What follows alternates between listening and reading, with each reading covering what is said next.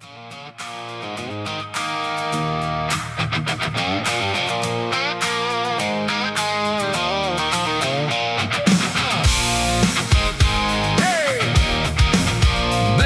to heart.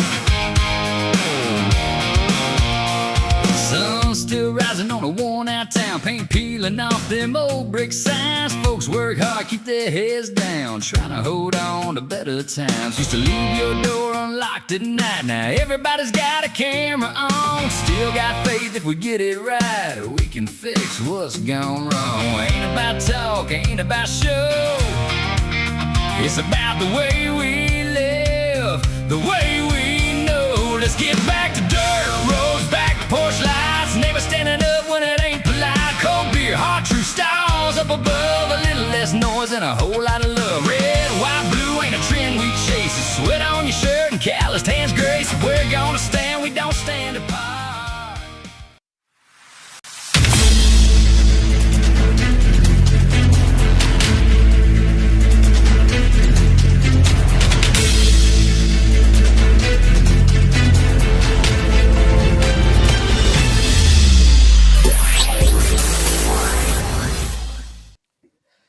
Welcome back into Apex News Above the Noise. I am Kyle Thompson. There's my artistic donation for the night. Right. I'm Craig Blanton. Hey, Craig, we have a big Wednesday show tonight. We are leading with a story that happened right here in Washington today. President Trump canceling the signing of the most significant bipartisan housing bill in decades with less than an hour's notice, while the stage was literally being set up in Statuary Hall of the United States Capitol. Republican members of Congress found out in real time. We'll tell you exactly why and the reasons behind that and how it could affect November. But speaking of elections, we're going to go to New York City, where a Democratic Socialist wave, at least three of them, swept through Tuesday's primary elections. Mayor Zoran Mamdani went 3 for 3 with his endorsed candidates and made a raucous speech, if you will. And did not make some of the establishment very happy, including Letitia James, who we are no fan of, but she has a right to her opinion, and she wasn't real happy last night, as well as some of the more established Democrat candidates. And we follow up on the Iran story and the news out of Tehran today. It's not encouraging. However, we're getting some answers, and it sounds like the U.S. side is obviously telling the truth, and the Iranian side is not. The Iran chief negotiator called the Islamabad MOU a declaration of American defeat. But the IAEA says the inspections are coming.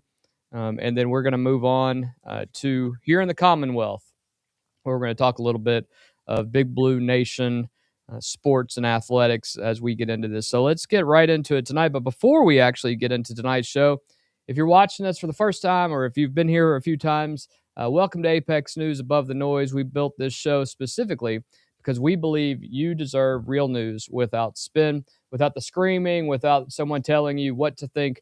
Tonight's show gives you something to think about. We have one simple request, and that is to subscribe. Hit that subscribe button. Make sure you share it and like and click the notification bell so you never miss an episode. Share this with one person in your life who needs to be above the noise as well.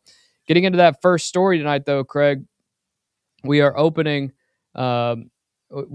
episode 10 tonight with a story that broke just this afternoon out of Washington.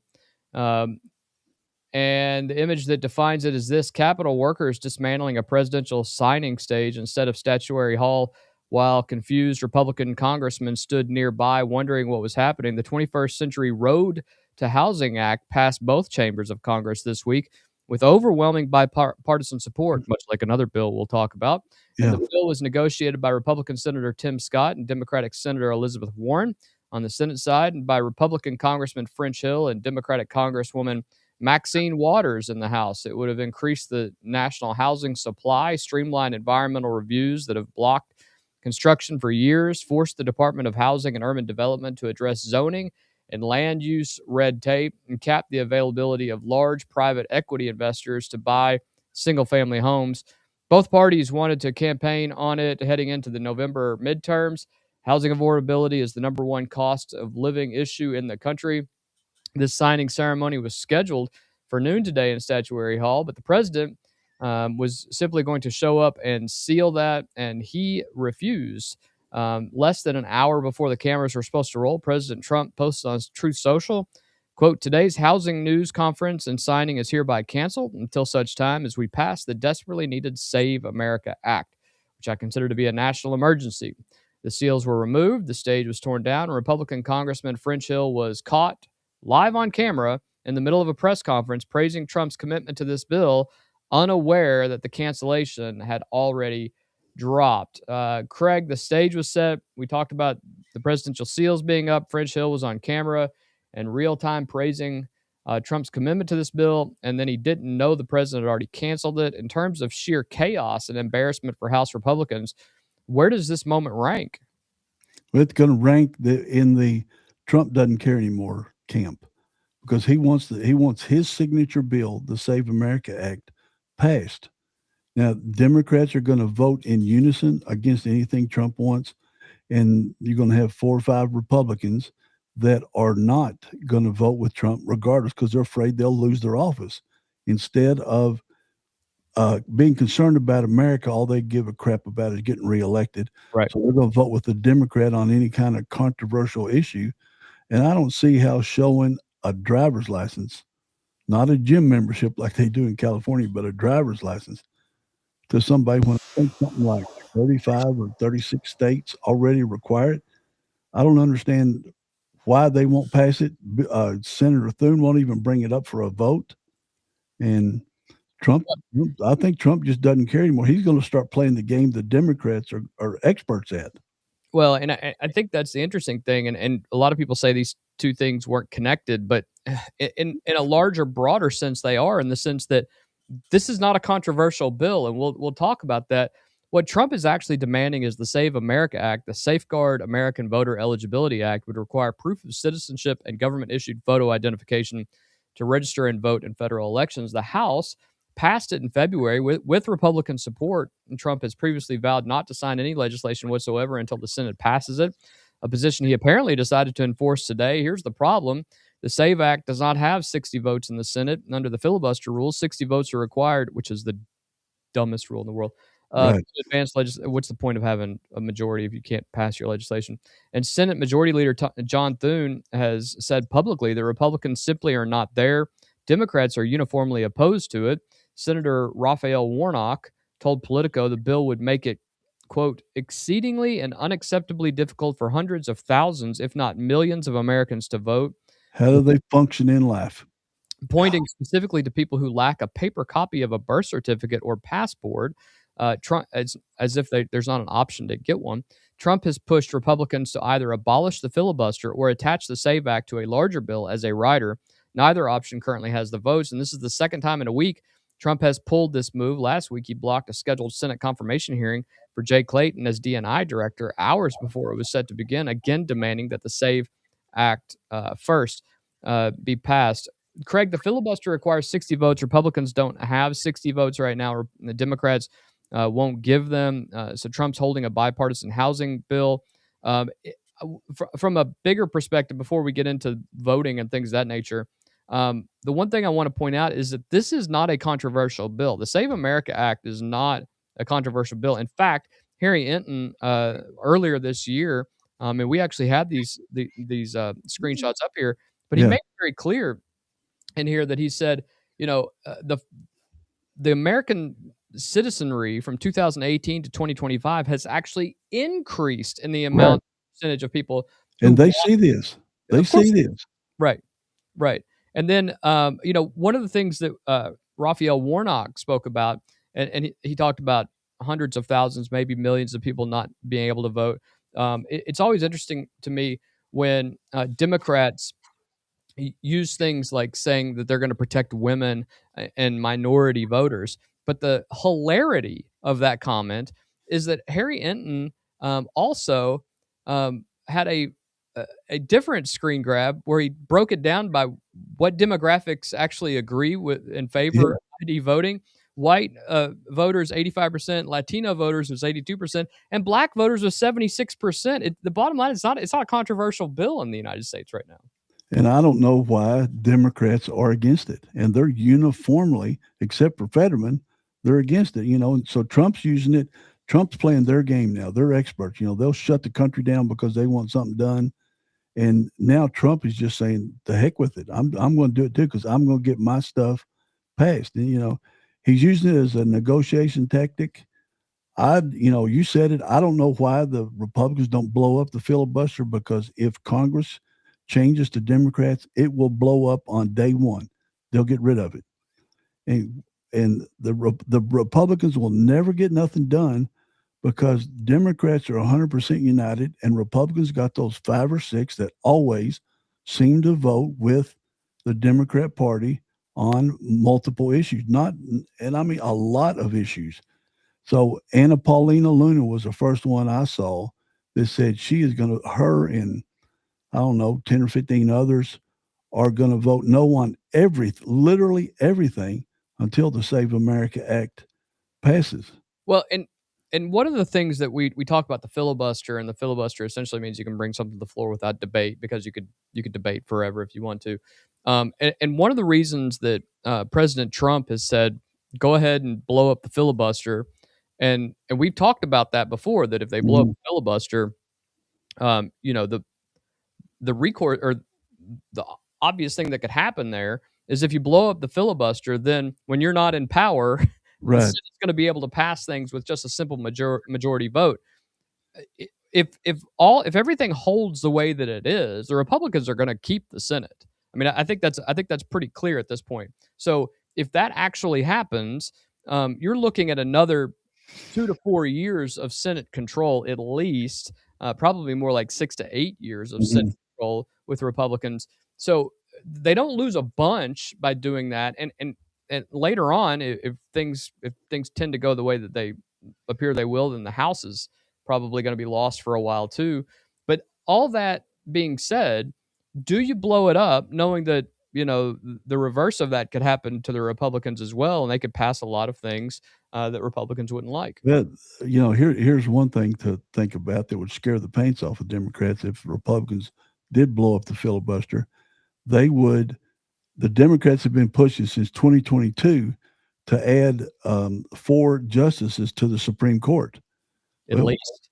Yeah, go 9 from 13 is what I've been seeing. And so why don't the Republicans say, okay, we'll do it. We got 2.5 years left. Let's take it to 13. Take it to 19. What if they add 4 more conservative justices on there? Then you talk about people freaking out then, and Trump could just say, well, folks, I'm doing what y'all asked to do. Y'all want to take it to 13? Well, let's take it to 13 today.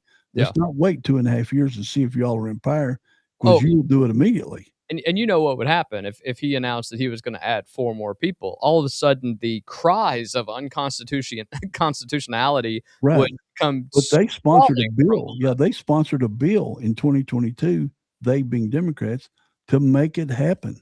Yeah. But it didn't pass because Fetterman and not Fetterman, the senator from West Virginia and the one from Arizona voted against all that stuff. So the Republicans are not unified. Democrats are unified, unbelievably unified. Good for them. That's what it's all about. But Republicans can't get out of their own way to pass anything that the Republican voters put them in office to do. And now you got McConnell and another senator not even bothering to show up.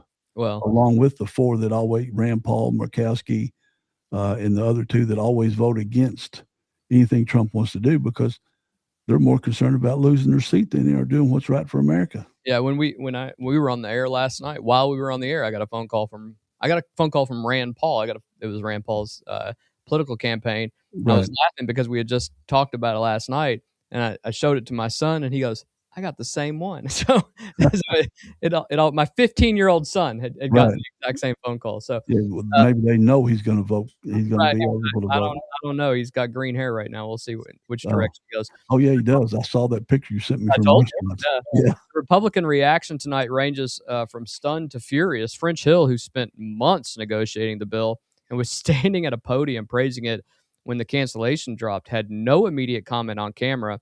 Speaker Mike Johnson attempted damage control almost immediately, telling reporters, quote, the president, when we go through the details of the bill, he's going to understand that it's a good product and certainly something that fulfills his promises.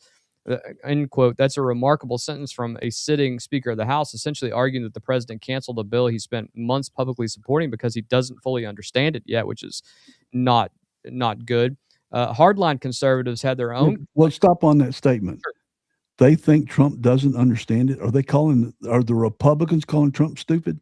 Well, I mean, that's what Johnson said there. Once he reads it, he's going to understand. Those were his words. Yeah, and he's a huge supporter of Trump. Yeah, so I'd say you're going to see that walk back a little bit in the coming hours. Hardline conservatives had their own complaints from the other direction, believe it or not. Representative Chip Roy, who lost the AG race in Texas, called the housing bill, quote, full of big government garbage and spending, end quote. And Representative Anna Paulina Luna had previously signed a letter with 24 other House Republicans, as you said, vowing to oppose any Senate bills until the SAVE Act passes. Trump was also set to meet with Senate Republicans at a lunch today, a meeting notably arranged by Senator Rick Scott, not by Majority Leader Thune, as is customary, signaling real fractures in the Senate GOP leadership structure, which we know that's there because we know that there is no love lost between Thune and President Trump. And in fact, Thune's probably on his last leg if he runs again because he will be primaried. I mean, that is Trump will make sure of that. Yeah. And not only those signaling those problems, but Democrats were not quiet either. Senator Elizabeth Warren, who is never one to shy away from a microphone opportunity, who co-authored the housing bill, appeared on CNBC this morning saying, quote, he could be over here trying to claim a victory lap, and instead he's saying no. It's because he really doesn't care about American families. And your thoughts on Speaker Johnson and then Elizabeth Warren and their comments? Well, like I said earlier, Trump's playing the game now that Democrats are experts at. Democrats are experts at getting what they want, and they just hold up the country and they don't care. So now Trump's just saying, well, I'm going to start using their playbook. Yeah, absolutely. He's holding this hostage to get what he wants on his side. He wants to Save America Act more than breathing air. He wants it bad. Well, and I think the other Republicans who are aligned with Trump are willing to, like Anna Paulina Luna said, we won't do anything. We'll grind to a halt. And what's I think another thing that's upsetting Trump is Senator Thune, the Senate Majority Leader, is that what it's called, or Senate President? He won't even call it for a vote. Now, if he called it for a vote, the Save America Act for a vote, even if Republicans lose, so let's say it goes 53-47 and every Republican votes for it, then the ones that are running for office in 2026 in November, they can use that vote against them, saying that they're for rigged elections or all that other stuff that gets said at each election cycle. Like I heard India. I heard last night on a YouTube video that India counted, I don't know how many votes, 61 million, 65 million votes in one night. Yeah. And it takes California they're still 30 days to count 4 million votes. They're still counting. Yeah, they got 4 more days, but or no, they got 9 more days. Yeah. But so Trump, I think Trump's playing the game. He's tired of Thune because Thune won't call it to a vote. Thune's not seeing the strategy in it. And it could go back to if Democrats get in, then all it takes to register a vote like California is a gym membership. Well, and I think that's what they would. I can print all of them up you want, and I'll give them to you for free. Yeah. And maybe you should do a pizza of the month club, and that could be people's ID to be able to do that. There you go. Here we are saving democracy one pizza pie at a time. Right. Yeah. Yeah. Well, here's why tonight's story matters beyond the spectacle of a dismantled signing stage. November's midterms are 5 months away. Republicans are defending a House majority in an environment where cost of living, housing, groceries, gas, those are the dominant voter concerns. The 21st Century Road to Housing Act was, by almost any political measure, a gift. It was bipartisan. It addressed a real problem. It passed easily, and it gave vulnerable Republican incumbents something tangible to run on. Today, Trump took that gift and he put it back in the box and he replaced it with a demand for a voter ID bill that polls very well with the Republican base, but can't pass the Senate. It polls well among all citizens of the United States, not just Republican backers. So that's a little misleading to say that. Meanwhile, gas prices remain at $3.92 per gallon nationally, well above the sub $3 levels Trump promised after the Iran conflict ended. Trump's now directed the Department of Justice to investigate oil companies for price gouging, posting on Truth Social just after midnight, accusing companies of not passing on lower crude prices to consumers. The picture heading into tonight is a Republican majority without a housing win, without lower gas prices, and with a president who is picking a fight with his own Senate leadership. That fight was already picked. I shouldn't have said it that way. They picked it with him. Democrats did not have to do a single thing today to score political victories. They just had to watch. But on the other side, that Save America Act will eventually hurt Democrats if it doesn't get passed. Of course it will. Well, be used. Yeah, look at it like this: USAID. There's the whole continent of Africa. Their leader, their president that speaks before the UN, she said she was glad USAID was ended because the money was being used to change leadership in all the different countries in Africa, and Africa's tired of it. They praised Trump at the UN for ending USAID. And then look at it like this, conspiracy time. Conspiracy hat time. You need to get that tinfoil hat. I need to get that tinfoil hat and swap it out. But some people predicted online that the National Democrat Party funding would dry up. Well, guess what? It's dried up. They're in the hole like $15 or $17 million, while the Republicans are around $175 million to the good. And the price of gasoline, I just checked it like 5 seconds ago, $69.87 on the. So that begs the question then, Craig, is how in the world is it as high as it is at your local gas station? Yeah, it's $3.39 in Frankfurt. It's probably $2.99 in Oklahoma. California, it's still over $6, I'm sure, average. So that's the national average that you're quoting at $3.92. We're not experiencing that here in Kentucky, and probably a lot more places are not experiencing it now. But it should be at $6. If it gets down to $60, then gas should be under $3 a gallon. Yeah, it should be under $2.50 a gallon. To be honest, I agree, but people aren't seeing that right now. I realize that we have 5 months to go, but before the midterms. But this is damaging. I mean, let's just be honest. But it's a gamble. And here's the other aspect. We're going to talk about the Iran thing here in a little bit. It seems to the American person right now, the American voters, the American families right now, that Trump is willing to take risks with daily life activities. We'll see what happens here, but he's not willing to take the risk to just end that stinking war in Iran, which at the same time they both affect our daily lives, and we are the collateral here, whereas there could be true regime change in Iran if we just finish the job. If we finished it in the 60 days that he could have done it without congressional stuff, but now with getting the stinging rebuke from the House and the Senate to end the war. I sent you the little headline that Tusi TV's got, the most popular guy on the planet for Iranian news. And he's based in Great Britain, correct? Based in London, I believe. His parents are still in Iran. Trump can't win, like I said yesterday. The Iranians know how Congress is voting, so they said, well, we'll just wait him out. Congress doesn't want to go to war for some stupid reason. I guess it's elections. And they stopped Trump from going in and finishing the job, just like Congress stopped during Desert Storm going in and getting taking over Iraq. We had to stop at Kuwait.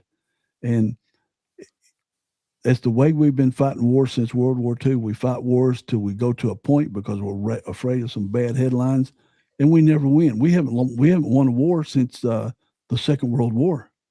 Congress never stepped in when Obama was dropping bombs all over the Middle East either. And that's different countries. That's the hypocrisy of it all. He dropped thousands of tons of bombs across 7 countries, and nobody said a word. Tens of thousands.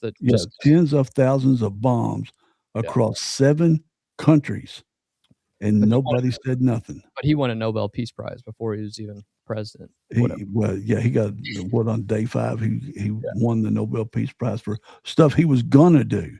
Right. Yeah. And then he bombed the crap out of the world, and there wasn't even there was some talk about taking it back. Yeah, they But, never do. but Trump drops one bomb, the country goes apocalyptic.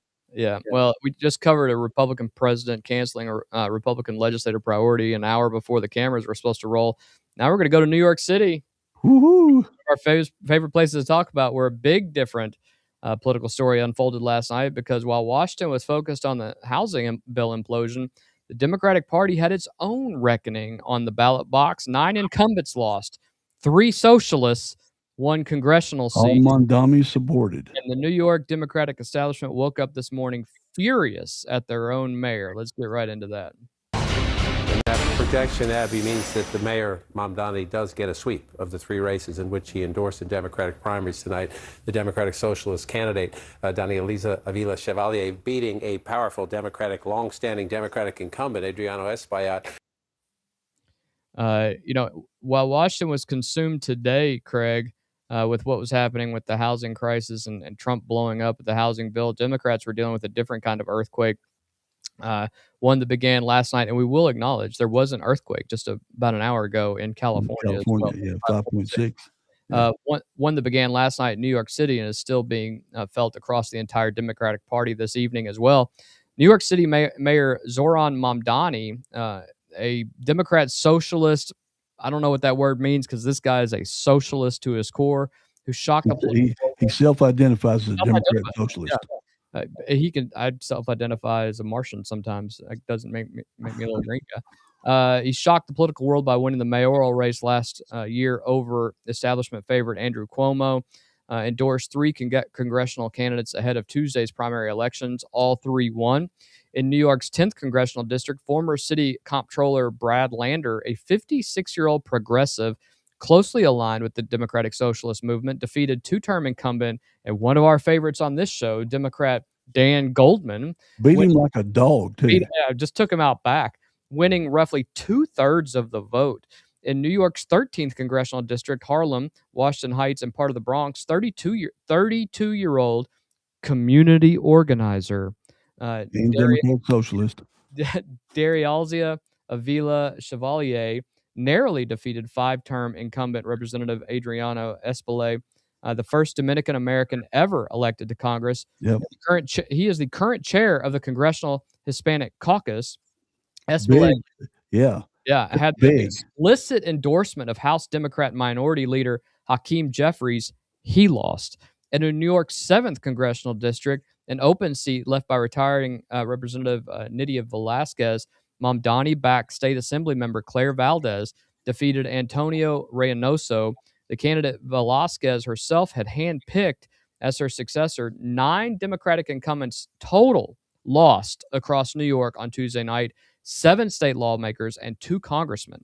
All 3 congressional districts lean heavily Democratic, meaning Lander, Chevalier, and Valdez are all expected to win their general election matchups in November. Mamdani was not subtle about what it means. Not at all. You're going to love this. Yeah. Well, we are showing, he told supporters, that last June, a year ago tomorrow, was not an anomaly. It was not the end. It was the beginning. Craig, Hakeem Jeffries campaigned personally against Mamdani's candidates and lost. The chair of the Congressional Hispanic Caucus lost to a 32-year-old That's huge. organizer. Yeah, that's huge. Yeah, Brad Lander won 2/3 of the vote, 3 for 3, and all 3 districts go to Democratic Socialists essentially in November. What is your immediate reaction to the scale of what happened? And then we'll have Van Jones give us. Well, after I watched the NBA draft last night, I turned over to Fox and CNN. And then I quit watching Fox because CNN they were going nuts. They couldn't believe that the Democrat Socialists were taking over the Democrat Party in New York and across the country, Minnesota, Michigan, some other places. I was just leaning back saying, this is what you all have been trying to do forever, except now it's gone from their point of view, not mine, from theirs. It's gone too far. Now the Democrat Socialists are like AOC, the Squad, Hamtramck, Michigan, Dearborn, Michigan, all these places. The Democrats have lost control. You notice you took out the leader of the Hispanic Congressional Caucus. That Yep. ain't a white guy. No. And Well, and then you got Chevalier, if I'm pronouncing her right. She worked for Mamdani. She's the one that said, defund the police, eliminate all jails. That oh, means get rid of them, yeah. and abolish ICE. All three of them ran on that. I'll go on each of the things that they said here in a second. Let's see what Van Jones said about this immediately afterwards. Okay. What do you think Democrats not in New York City should be learning from this?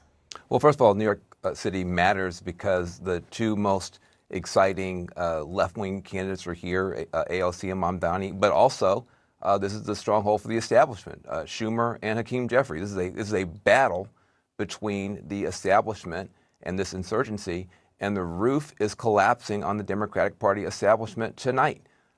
If Mamdani gets a hat trick, 3 out of 3, this is a new era for the Democratic Party, and you can't write off New York City because this is the place where both, it's the power center for the establishment and the insurgency, and they're going head-to-head tonight.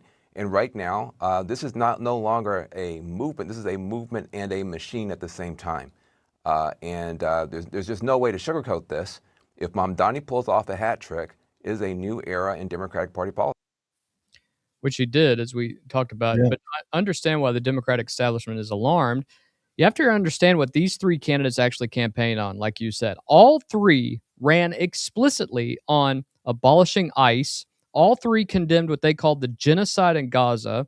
All three called for taxing the wealthy. Brad Lander, in his victory speech Tuesday night, vowed to abolish the Federal Bureau of Immigration and Customs Enforcement, describing Israel's military operations in Gaza as genocide, and referred to, his words, Trump's fascism. Dariel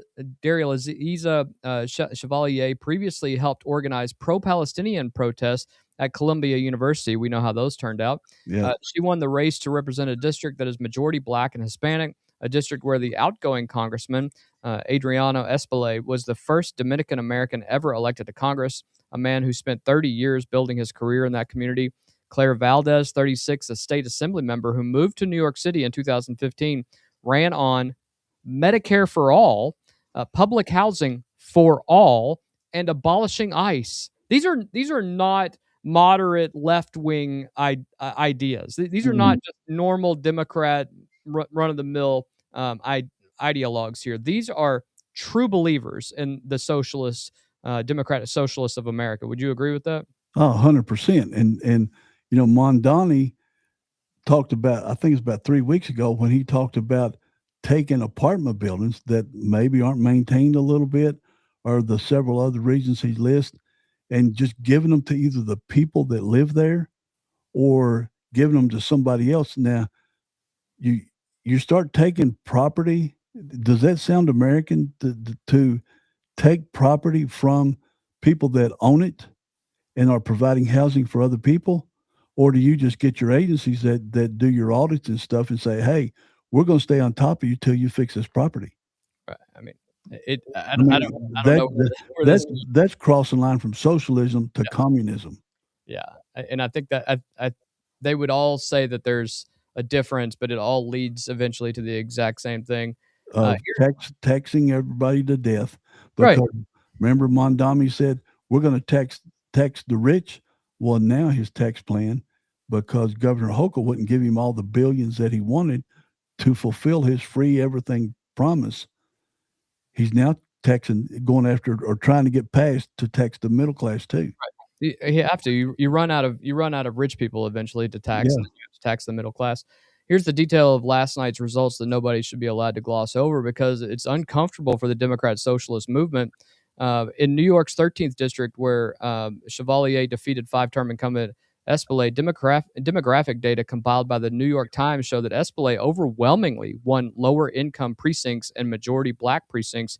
His socialist challenger carried areas with higher incomes, more university graduates, and younger residents. In New York City, affluent college-educated young students are disproportionately likely to be transplants, because those are people who moved to these neighborhoods from elsewhere in the country rather than working-class black and Hispanic communities who have lived there for generations. A Democratic political operative put it more bluntly to the New York Post today. Black and Hispanic voters don't like the trick the DSA is trying to pull in Harlem, end quote, using the forces of gentrification to try to supplant our agenda and subvert our priorities. Abolishing the police and releasing every prisoner, even rapists and murderers, isn't progressive. It's nuts. It isn't people with a doorman who have the most to lose. It's us, people of color, who are going to suffer the most, end quote. That is not a Republican talking. That is a Democratic operative Right. describing what happened in the 13th district. The coalition that elected Chevalier over the last Dominican American, the first Dominican American ever elected to Congress, was not the working class Latino and Black community Espelay built his career representing. It was younger, wealthier, and more recently arrived.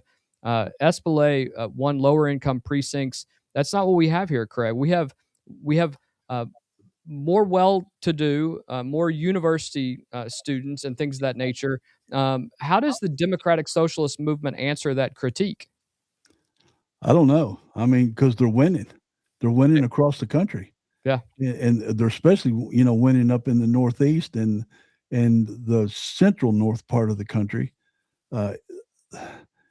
It's reminding me of Venezuela. You promise everything free, because remember, Venezuela was the fourth highest economic country on the planet. Yep. Then Maduro or Chavez took over, promised all the poor people everything, free, whatever the heck it was. So they all vote him into office and continue voting him off till Maduro comes in. And now bread costs, if their money's called pesos, costs 110 million pesos for one loaf of bread if it's on the shelf. They went from having full grocery shelves to none. Yeah, and that's not the end of the criticisms, because But even that's what I think is going to happen. it's not going to get cheaper to live there. We know that, and they won't build the first, government owned grocery store there. You know how much that government owned grocery store they thought about? Over $2 million. Yeah, and then the food was gone in a week. Yeah. New York Attorney General Letitia James was asked about the results on CNN last night, and she did not hide her frustration. Quote, some of the candidates that he has supported, James said of Mamdani, are individuals who do not understand the politics of New York City, the cultural differences from district to district, who have not been part of the history and the struggle of some of these districts, and are relatively new to the body politic, end quote. She added that she and other Democrat leaders are disappointed in Mamdani. That's the first time we've really heard that. Right. But she also acknowledged the underlying frustration.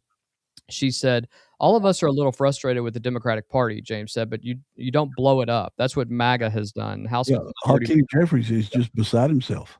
Yeah, he tried to play it down, saying a handful of primaries in one state aren't going to reshape who we are as House Democrats. But Republicans are not letting it go. Speaker Mike Johnson warned that communism is, quote, on our own shores, end quote. Representative Mike Lawler declared the Democrat Party has officially become the party of Zoran, AOC, and Bernie. Republicans are openly trying to make Mamdani the face of the National Democratic Party because they believe his brand of democratic socialism is electoral poison outside of New York City. And AOC's primary victory last night has also reignited speculation about her 2028 presidential run and a potential primary challenge against Senate Minority Leader Chuck Schumer. The Democrat Party civil war is no longer theoretical. It is on the ballot. Craig, Letitia James says don't blow up the party. Hakeem Jeffries says it's just a handful of primaries. Speaker Johnson says communism is on our shores. Zoran Mamdani isn't shirking away from that. It says this is not the end. It's just the beginning. 5 months before the midterms, with control of the House on the line, which side of the Democratic Civil War has the momentum right now? The Democrat Socialist, obviously. Right. And where's Chuck Schumer, who happens to be Jewish? And all these candidates that won are anti-Jewish. And I just heard on the radio driving home from Eminence today that the Jewish Pride Parade, whenever that occurs, for the first time in New York history, I guess as long as they could go back and look, the mayor of New York City did not attend the parade, and there's over 1 million Jews in New York City. So that James Carville, I'm going to tell you, if you want to follow a podcast and just watch a guy go nuts, bananas for an hour and a half, James Carville is so against what's going on with the Democrat Party. And he does not, His veins stick out. He drops F-bombs like you breathe. He's He is terrified so- AOC's he he's is- terrified yeah. AOC's going to be He nominated. thinks she's going to be the nominee for the Democrat Party. He is so worried about it, and Maybe he's she worried about what will happen to the country if it happens. Yeah. And that's the preeminent Democrat strategist Yeah. is James Carville. Yeah. Let me address one thing. Sure. Go ahead. Thank you, Jack. Thanks, Jack. Facts hurt, don't they? Yeah. Thanks for watching. You don't have to. We appreciate you watching. Yeah. The other thing is that, this is a political earthquake on the heels of the Republicans maybe fumbling what's happening in Washington, D.C. with a housing bill. I don't know if it's a bad thing for the Republicans that this is happening, but I do think out of the two things that could happen, I think over the long term, this could be bad for the Democrat establishment. You and I were both Democrats in our lives. We were both registered Democrats in our lives. I was until 3 years ago. I was there until about 7 years ago. So the thing about this is that once you start seeing the way the party is going, you're going to start losing those people who were moderate Democrats, who cared about some social issues and things of that nature. But you're going to lose them when you go this far left. And I think that's the real right now. Yeah, I was a Julian Carroll, Greg Stumbo type Democrat for years and years. And I didn't leave the party. The party left me when they started going left. And as Hakeem Jeffries said, and especially James Carville, or not Hakeem Jeffries, Van Jones, the party's going more left every week. And in the Republican primaries, what was our count on Trump was 118-1. Yeah, something like that. It was. I know it was 109-0. Yeah. And then I think we added 10 more or 9 more plus. And he had one loss. He was like 118, 119-1. So outside of Congress, the Republicans are doing okay. But man, it's interesting as heck to watch this implosion within the Democrat Party. But they think it hurts America. It hurts America in the long run. The dichotomy is they think they're winning. That side thinks they're winning by adding these folks instead of assimilating to the center. That in good form, they have the right to have their opinion. That we all believe that here on this show. We think you can have whatever opinion you want. Oh yeah. It's not great for your national party if that's what you want to do, and it's not good for the Republican Party to go too far right either. And I know there will be people to watch this and say Trump and his folks have gone too far right. You haven't seen far right, but I think there are things, and we've been critical of President Trump on some things as well. I was earlier today on here. There are just things that there are some.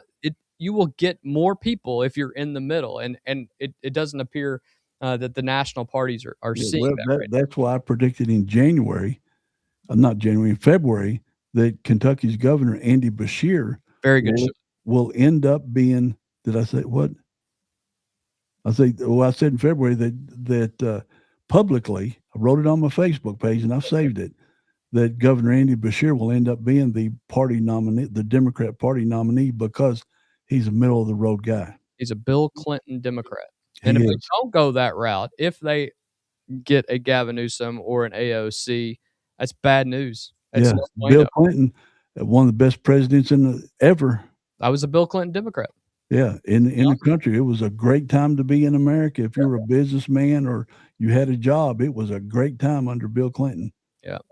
Well, we just covered two separate political earthquakes, one in Washington, one in New York. Now we go overseas where the deal that was supposed to end the Iran war is getting harder to read by the hour, because today Iran's chief negotiator called it a declaration of American defeat.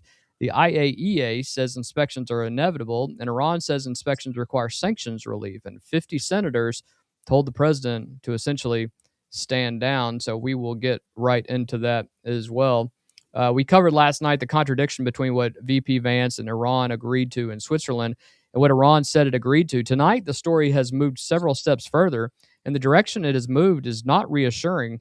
This morning, Iran's chief negotiator, the same man who declared the Strait of Hormuz will never return to pre-war conditions, went on the record with a statement that deserves to be heard by every American tonight, and all of us who told that we did better in this war. He said the Islamabad understanding was not the result of pressure and coercion, but rather the result of the resistance and authority of the brave Iranian nation. That is why the Islamabad Memorandum of Understanding became a declaration of America's defeat.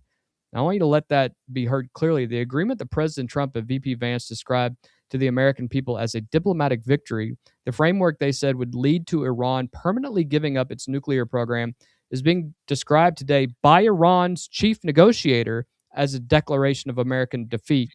Yep. These two governments are not haggling over details. They are describing the same document in diametrically opposed terms, and the 60-day clock is running at this point. Craig, Iran's chief negotiator said this morning on the record that this is a declaration of defeat. Trump and Vance have told Americans this is a historic victory. When two sides describe the same agreement in such completely opposite terms, what does that tell you about what is actually happening in that document? Well, and take it a step further on the American side, the International Atomic Energy Agency, IAEA, said they've got a copy of the signed agreement with the United States and Iran that will allow the inspectors into Iran immediately. That's correct. Now Iran is saying they won't let them in until after 60 days. And I think after the House and the Senate voted to stop Trump's war power acts, Iran is just going to wait it out. And like you asked me last night, I said, who do you think's ahead? I mean, honestly, it's Iran, because our Congress is trying to stop the president from doing anything. And so gas will probably go up through the roof because they'll shut down the Strait of Hormuz every time the wind changes. And I told you about, there's videos out, there's talk in the Arab world about building a pipeline from Saudi Arabia through Oman, correct, to the ocean, and then they'll just build a big port there, and they'll just bypass the Strait of Hormuz completely. And then Iran has nothing unless Iran decides to bomb. They do not want to mess with Saudi Arabia. Yeah, for sure. You mentioned that nuclear inspection question where there was a significant new voice today. IAEA Director General Rafael Mariano Grossi held a press conference from the Fukushima nuclear plant in Japan, which is a weird backdrop. It made the clearest statement yet from the international community. The Memorandum of Understanding explicitly states that nuclear activities with regards to nuclear material and facilities will be supervised by the IAEA in all letters. Grossi said, obviously, to do that, we have to inspect whether this happens the day after tomorrow or in 1 week or in 10 days. It's important, but not essential. I would flag that. I believe it is essential, but it is going to happen. So the IAEA chief says inspections are coming. The MOU requires it. The timing is flexible, but the outcome is not in doubt. Sounds reassuring, but here's what Iran said and on the same morning. Iran's deputy foreign minister and chief nuclear negotiator, Gharibati, posted on social media stating that the question of nuclear inspections will only be settled within the framework of a final agreement, and only after what he called, quote, the other party's practical action to terminate all sanctions, end quote. Iran is not saying inspections are coming just to give it a few days. Iran is saying inspections only have to happen after the United States terminates all sanctions and when we say so. So at this point, who's in a position of control right now? Is it the United States? Is it Iran? Is it the IAEA? Is it the UN? What's going on? You don't know who to believe. No. Because Vance says they'll determine if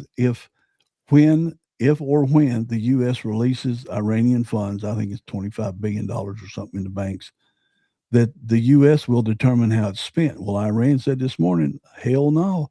If it's our money, we're going to spend it how we want to do it. And of course, everybody across the world is afraid terrorism is going to go crazy. So they say that. We say this. Pakistan says this. The IEA says this. The news media across the Arab world, Al Jazeera, the British newspapers, the European newspapers, they all say something different. And the whole time, Congress is stopping Trump from having the stick to back up the agreement that Iran signed, because we have the IAEA's got a copy of it and says, hey, we're supposed to go in there now. Yeah. We're supposed to go in there tomorrow. And Iran says, no, they never signed that, never happened, and you're not getting in here. And if they don't get in there in 60 days, they're never going in there again. I'm gonna say this about and by the way, thanks, Jake. We appreciate the love. Thanks for joining us on a daily basis. We see you here a lot. Thanks for being a part of this little project. The thing that gets me about what this guy is saying, the arrogance of it all. What, do you blame him? Knowing that the United States could drop a missile on this dude's head right now. Congress, yeah. Well, not us, even Israel. Yeah. Because Congress has stopped us, and Congress don't control Israel. And in fact, this guy was about to have a missile dropped on him. Yeah, and Trump stopped it. Trump stopped it. The absolute arrogance of that when, all of this was happening. Anybody who watches John Kiriakou, he was talking about this as well. They can eliminate any of the top leaders that they want to. And there is a bit of valor in the restraint that has been had. And I know that people will say, well, what restraint? You've killed all their leadership twice over. They could go 4 or 5 deep. I mean, they know who everybody is, and they could do that. The absolute gall of this dude to say this is shocking to my core. I don't know what else to say. I mean, it's like he's begging for it at this point. He wants to be a martyr of some kind. Well, he knows Trump stopped it. He knows Congress has stopped Trump. Yeah. He should be worried about Israel, because Israel don't give a crap what Congress says. Yeah. They're almost to the point of, if Hezbollah starts launching missiles again, it's on. Then from Lebanon, then it's all over for that. And then if Iran wants to come in, then Trump's just going to sit back and say, I can't control Israel. They're going to go in there and they're going to take them out. Well, or we could, like we talked yesterday, I don't know why we are not flying rifles and bullets and just parachute dropping them in the middle of the damn country. Yeah, because our GC can't be everywhere. Yeah. 2 other major developments. You talked about, the restriction on the United States. Let's talk a little bit about that. 2 other major developments round out the Iran picture tonight. First, the United States Senate passed a House-passed war powers resolution. This is a resolution. It's not a law. It's just a resolution directing President Trump to remove United States armed forces from hostilities against the Islamic Republic of Iran unless Congress formally declares war or authorizes the use of military force. The vote was 50-48. And let me tell you who some of these people were that crossed the line. 4 Republicans crossed the aisle to vote yes. There's that Susan Collins of Maine, Bill Cassidy of Louisiana. Bill Loser already lost Cassidy. Yeah. Lisa Murkowski of Alaska, and our own Senator Rand Paul from Kentucky. 1 Democrat voted no, John Fetterman. Not surprising. The resolution is largely symbolic. It is a concurrent resolution that does not require the president's signature and does not really carry the force of law. The White House is expected to ignore it, as they will typically do, as all presidents have done when this has happened. But 50 senators voting to rebuke a sitting president's conduct of a war is not nothing. And Rand Paul's vote is significant for our Kentucky audience and is a signal of where the libertarian wing of the Republican Party stands on executive powers. Meanwhile, the human cost continues to unfold in the Gulf. The International Maritime Organization announced Wednesday that the evacuation of more than 11,000 sailors stranded aboard roughly 600 ships in the Persian Gulf will take several more weeks to complete. I don't understand why it's taken so long. The IMO, they're afraid to that's true. steam out of the Strait of Hormuz. That's right. why. The IMO hopes to process roughly 50 vessels per day through 2 evacuation corridors, one along Oman's coastline, one running close to Iran's coast. At least 14 civilian seafarers have been killed in the Gulf region since the conflict began, and gas prices remain at about $3.92 nationally, despite crude oil falling precipitously over the last... What did I say, 69? Yeah, 69.75 or something. Yeah, 69.87, yeah. Craig, 50 senators, including Rand Paul, voted to tell the president to withdraw from hostilities against Iran. 11,000 sailors still stranded in the Gulf, gas at $3.92. Iran calls the deal a declaration of American defeat. The IAEA says inspections are inevitable, but we don't really have a date. Iran basically says we control when that'll happen. We are 60 days into the clock on an agreement that both sides interpret completely differently. Is there a realistic path to a final deal, or do you see this, for lack of a better term, and pardon the pun, blowing up on everyone? Well, I don't understand what's different. We touched on it a second ago. Obama bombed 7 countries, dropped thousands and thousands of tons of bombs on 7 countries, 7 different countries. Remember, he blew up the aspirin factory in Somalia, Yep. but dropped bombs on. Congress didn't say nothing. They didn't have a vote. They didn't continually run with it. The news media didn't continually run with it other than praising the targets that were hit. So what's changed? Is it just the guy that's sitting in the Oval Office? That's the only reason it's A changed? letter behind his name. Yeah, because the JCPOA signed in 2015, by 2025, 10 years, would have allowed Iran to build nuclear weapons. It Correct. just paused it for 10 years. And they try to say, well, Trump made it go faster.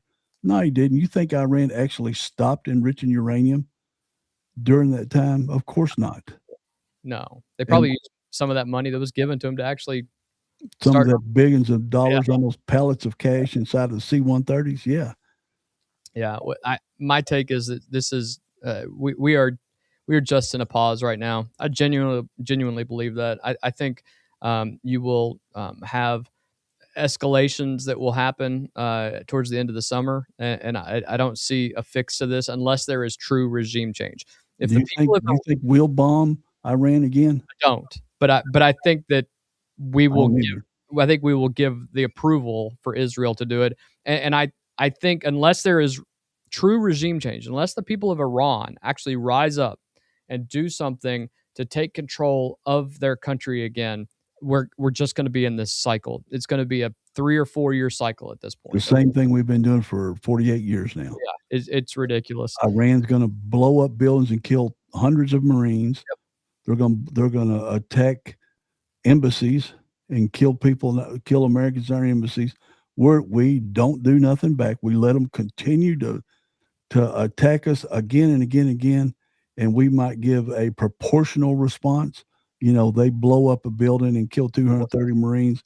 Yeah. Well, we're gonna shoot a few holes in an airport that they'll blacktop over that same night. Yeah, I mean and Trump his hands are tied, and just like George Bush's hands were tied, and first George Bush, and we're gonna lose in the end. We're going to lose because Europe won't stand up with us. So it's up to us. So now we go back to the America First policy, which everybody hated too. Right. Europe hated it, all this kind of stuff. Well, if we can't fight the bad guys over there, then let's take care of our hemisphere and let's focus on America first. Let's take care of Central America, South America, and keep China out of from Canada all the way down to the tip of South America. Let's keep China out of there and mind their own business. You said proportional response, and that reminded me of there's a video of the Fat Electrician, who is a great YouTube channel. He talked about the proportional response that essentially destroyed the entire Iranian Navy back in the 80s in about 24 hours. I'll send it over to you. You'll really. All right. They kept getting more and more proportional, and right, yeah. Finally, they were like, "You guys have to stop." So yeah, I hate proportional response. Why not hit them 10 or 100 times harder? Yeah. And I've got a quote of, it was on the White House TV show back in the 90s. I've got that clip. West Wing. Oh yeah, you've said that. Yeah, West Wing. Did I send that to you? Yeah. We sent it back and forth to each other. Yeah. Okay. At some point. We've covered a housing bill implosion, a Democrat Party civil war on the brink, and an Iran deal that two sides describe in completely opposite terms. So let's just go ahead and close out tonight right here in the Commonwealth, because Big Blue Nation has a couple significant updates that broke in the last day. You want to go ahead and get right into that? Yeah, let's go. Okay, let's go.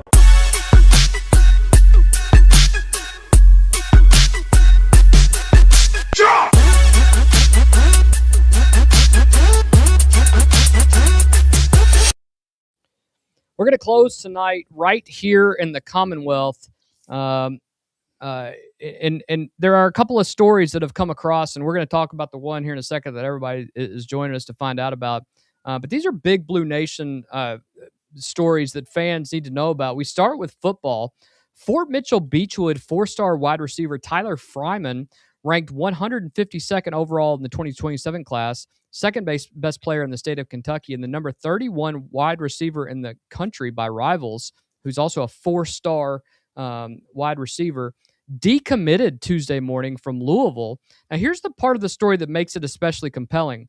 Fryman was actually not committed to Louisville to play football. Let me get that widget off there that is going crazy. He was not there. He was not committed to Louisville to go to football. He was committed to Louisville to play baseball. Yeah. Will Stein and the Kentucky football staff have been recruiting the dual sport athlete for months, and over the weekend, Fryman was on campus in Lexington for an official visit. His baseball season had just ended. Beechwood lost in the state tournament quarterfinals to Trinity, which freed him up to focus entirely on football recruiting, something that he hadn't done up to this point. A Sea of Blue called Kentucky the team to beat heading into his commitment. KSR called Tuesday's decommitment from Louisville baseball step one, with step two being an expected football commitment to Kentucky. For context, recruiting analysts have already compared Fryman's ceiling to Dane Key, who played at Kentucky, the best receiver prospect to come out of Kentucky in recent memory. And Will Stein would be flipping a Louisville commit in a completely different sport and locking up one of the most coveted in-state skill players in the 2027 class. This is also comes the same day Kentucky lost 4-star receiver Ivion Lewis, who flipped his commitment from UK to South Carolina. So landing Fryman has added urgency, and we're watching the commitment announcement. But I'll go ahead and tell you right now, Big Blue Nation, this kid on his Twitter has already changed his profile picture to him in a UK football uniform. So that commitment is coming. And he's fast, and this guy's fast. This guy's burner speed. 4-star wide receiver. We saw the decommitment. He had been committed to the University of Louisville for like 3 years in baseball, and he decommits. He's a dual sport athlete. Obviously, we don't know if he's going to be trying to play at the University of Kentucky for baseball as well. But what does landing a guy like Tyler Fryman in a 2027 class that is already top 20-ish class? Yeah. That's impressive for Kentucky football. What does that mean for the direction of this Kentucky football program under Stein? Well, just an explanation on something. In college basketball, when the high school players, everybody's going after the top 20. Right. In college football, it's the top 300. If you're anywhere in that top 300, you're an elite athlete, and everybody's coming after you. So for us to land somebody like that's a receiver, that's fast, that's an all-around athlete, that's going to be a good commit to the player we just lost. We might even improve over the player we lost. I not only do I think that is what will happen, I think this is potentially something that was in the back of the minds of Will Stein and those guys. They knew he was coming down here. There was no panic on him.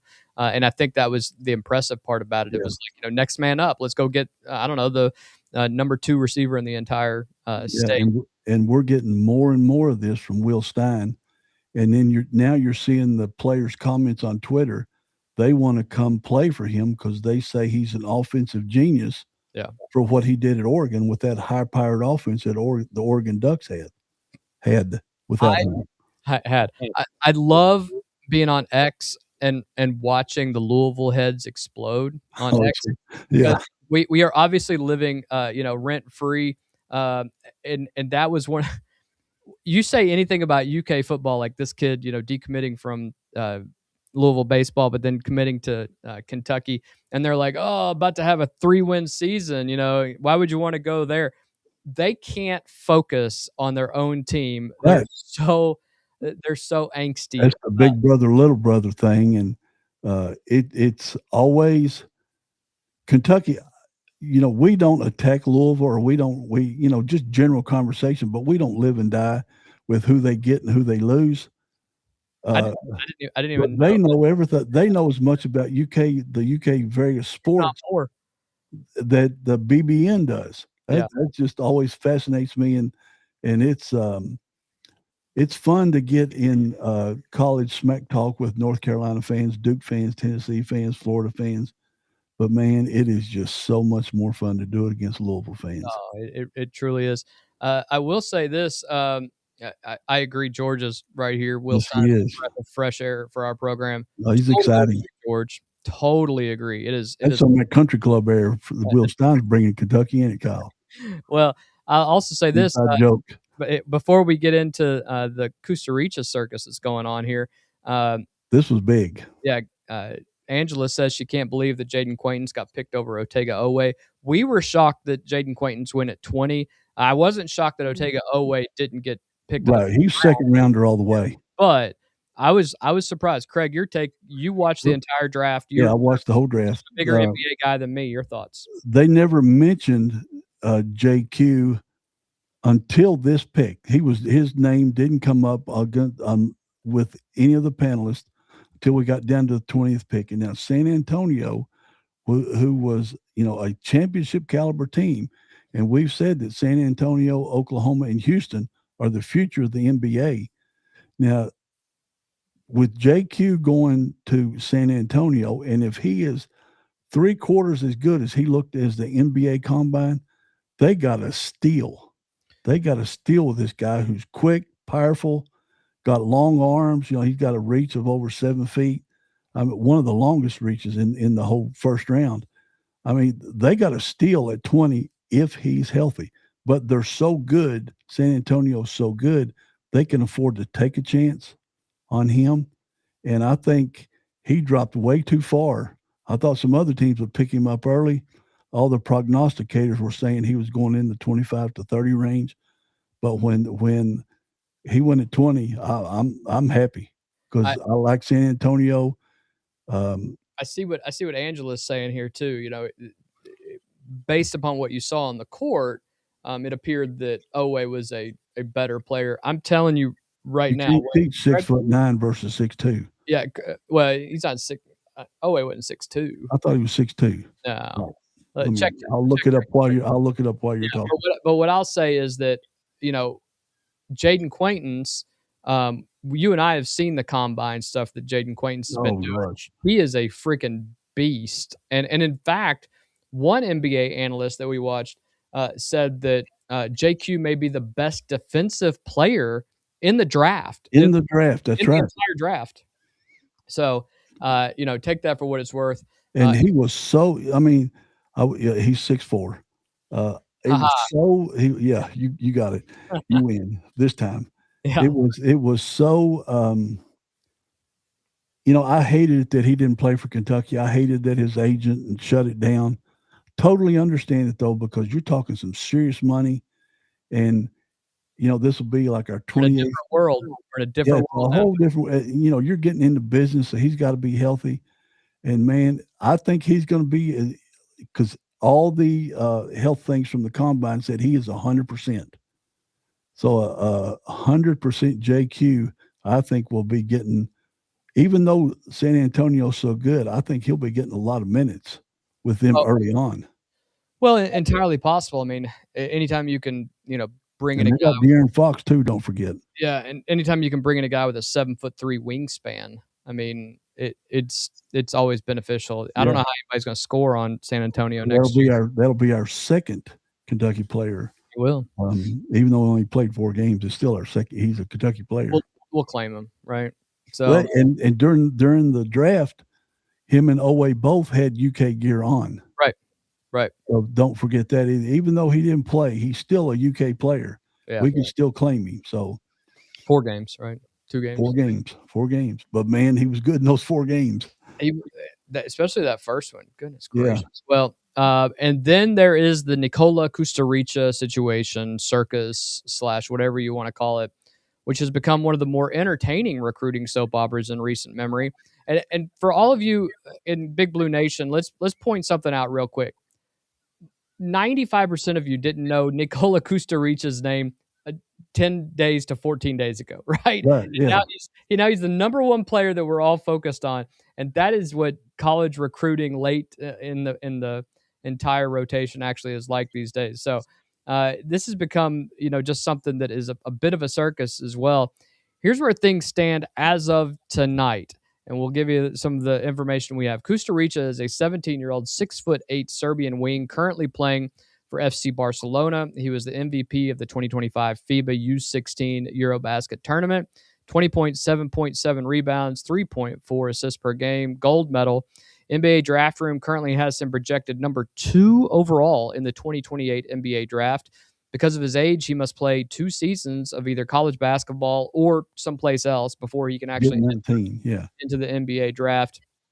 Meaning whatever school lands him gets a projected lottery pick for potentially 2 full years. Last week, and we went through this, last week 24/7 recruiting analyst Travis Branham locked a crystal ball prediction for Kentucky with a confidence level of 7 out of 10. Big Blue Nation went appropriately crazy, Craig. I mean, everybody was bananas. We did. We went live on the air. 24 hours later, Branham pulled the prediction and reported that Michigan and UCLA now look like the 2 primary schools Kusturica is deciding between. Then Jeff Goodman of the Field of 68 said on the podcast that Kentucky is still the clear favorite and that sources told him that money Kentucky is offering is, quote, huge. KSR's Jack Pilgrim said on Sunday radio that every major program in the country has been after Kusturica, but it feels like it's coming down to Kentucky, UCLA, and Michigan. And Pilgrim specifically noted that Kusturica's agency appears to be spreading intentional misdirection to drive up the price, with the reported asking price in now the tens of millions over 2 years. He'll stay in Europe for that. Yeah, to make it more interesting. What makes this even more interesting is that Dusty May then leaves Michigan for the Dallas Mavericks Monday morning, and Michigan has yet to hire a permanent replacement, which should theoretically hurt the Wolverines' chances significantly. A decision is expected before or shortly after the FIBA U17 World Cup, which starts Saturday, June 27th. And runs for 2 weeks, doesn't it? It runs for 2 weeks. But here's the thing that, well, it runs for 10 days. Here's the thing that people have to understand is that all of this being said, and Ben Roberts on ESPN, and we'll read this too, he believes that Kentucky's chances with Nikola Kusturica are fading. And I don't. And I do not think that is true. Craig and I have a number of people that we talk to that are close to the scene. We don't think that it's necessarily over. And Michigan getting out makes things a little weirder.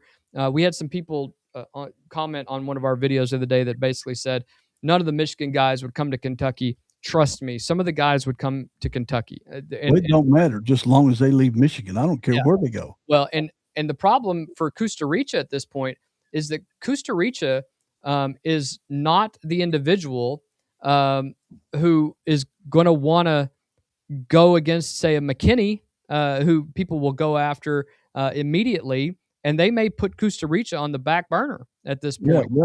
And that's not great for him in multiple aspects. Yeah, think of the strategy of it. 4 days ago, and later than that, he had all the power. His agent, as George said, his agent's the problem. They had the power.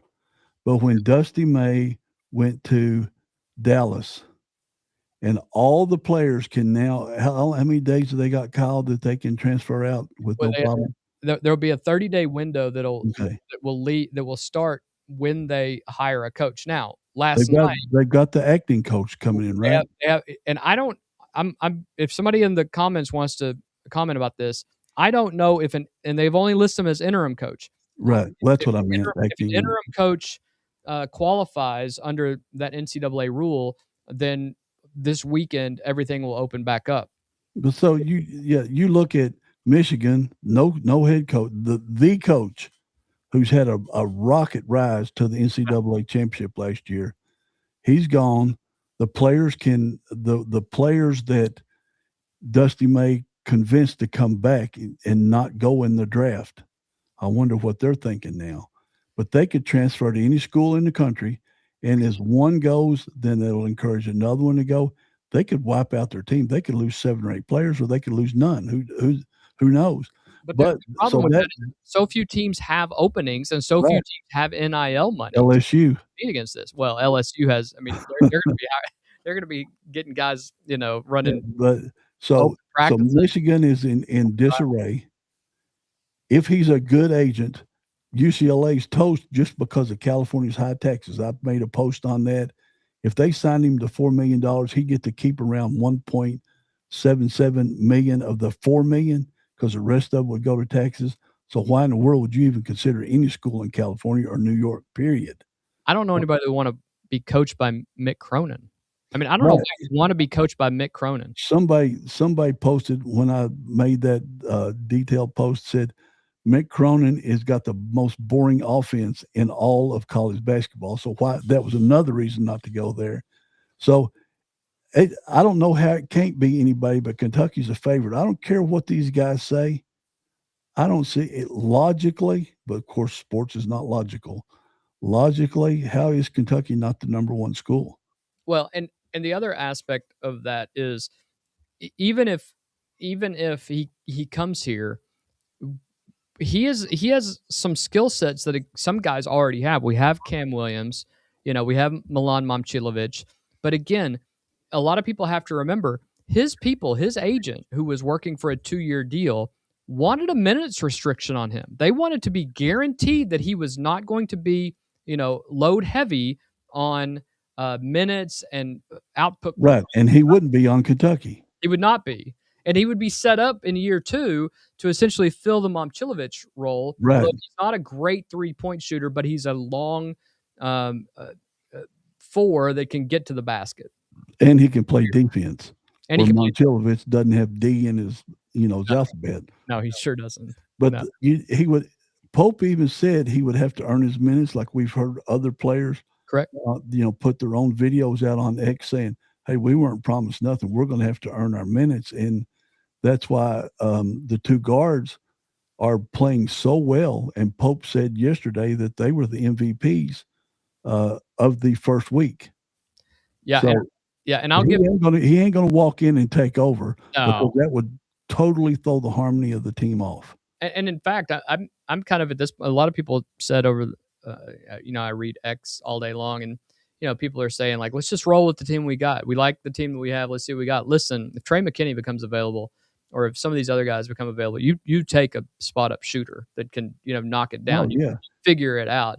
But I It just opens up more underneath. Absolutely. I want to give credit to Channel 18 LEX out of Lexington.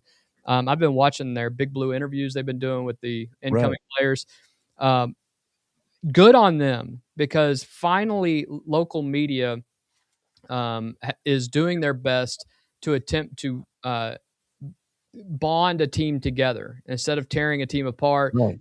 They're not doing individual stories. I mean, they are doing some individual stories. It's cool that their players are interviewing each other. And they're letting the 3 guys who are who have been at Kentucky interview these guys. You get to learn some of their personalities through these questions. It appears that Cam Williams is the jokester of all of these guys. Yeah. Trent Noah is the one that, the president, as I think one of them called him, that, he's the guy that will be in leadership at some point. And he's bringing the young guys in. He's being like their ambassador on top of that. Yeah, absolutely. And listen, I know a lot of us have given Trent Noah, including myself, have given Trent Noah a hard time over the last couple of years.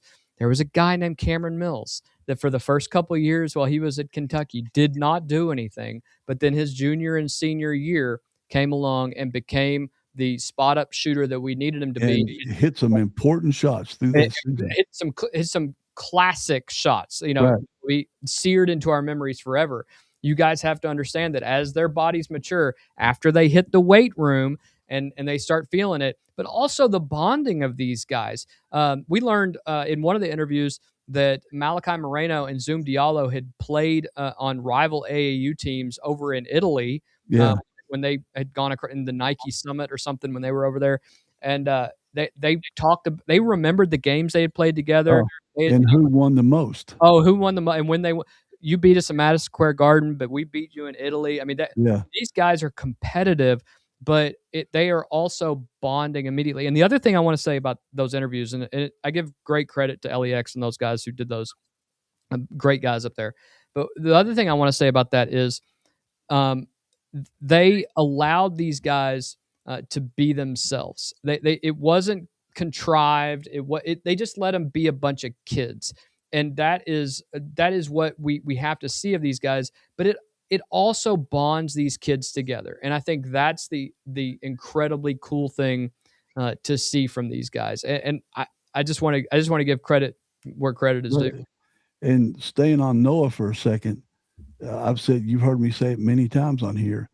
If Noah could get his shot off quicker, he could be because in practice, remember, last year they said he hit 88 out of 100 threes.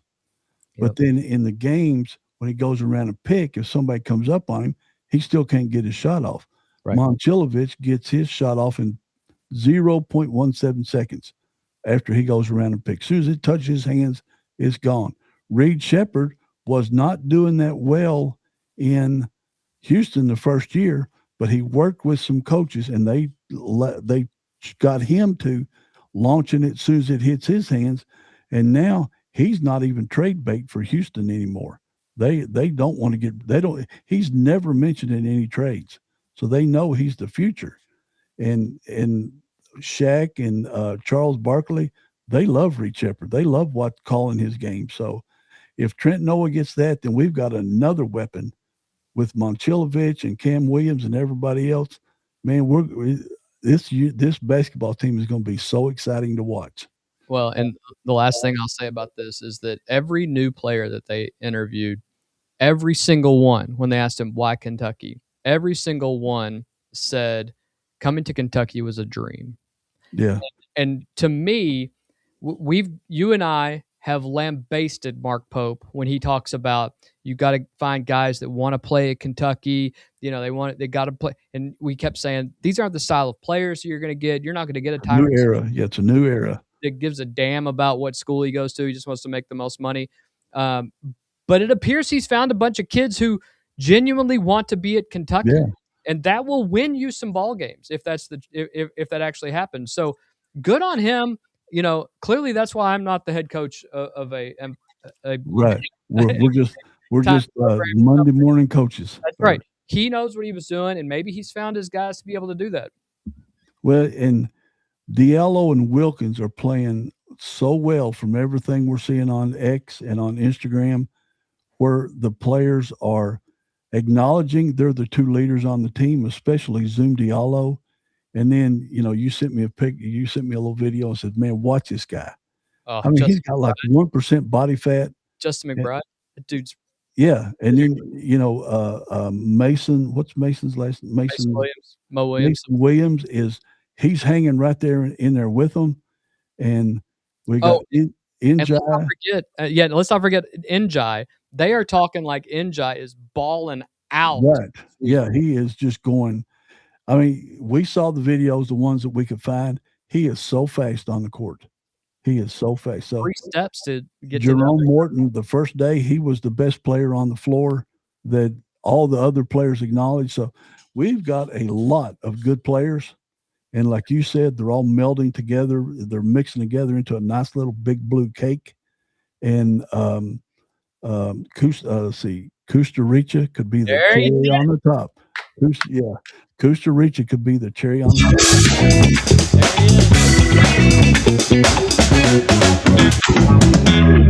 So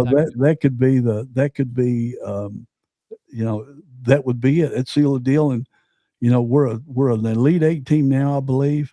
But we get Kusturica. We are a Final Four team. I have no doubt about it. I genuinely agree with that sentiment. That's probably going to do it today for us, Craig. Anything before we get out of here today? No, nothing at all. Got some weather coming up this weekend in Kentucky. We do, and we've had some bad weather over the last few weeks. So you all be ready for that. The second round of the draft is tonight. Maybe Otega Owe gets picked. Let's hope. Yep.